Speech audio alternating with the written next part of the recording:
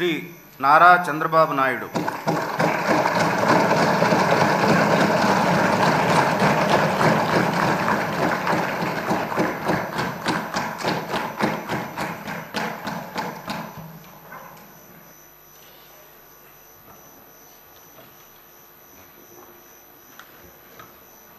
నారా చంద్రబాబు నాయుడు అనే నేను శాసనసభ సభ్యునిగా ఎన్నిక అయినందున శాసనం ద్వారా నిర్మితమైన భారత రాజ్యాంగం పట్ల నిజమైన విశ్వాసం, విధేయత చూపుతానని, భారతదేశ సార్వభౌమాధికారాన్ని, సమగ్రతను కాపాడుతానని, నేను స్వీకరించబోయే కర్తవ్యాన్ని శ్రద్ధాశక్తులతో నిర్వహిస్తానని దైవ సాక్షిగా ప్రమాణం చేస్తున్నాను.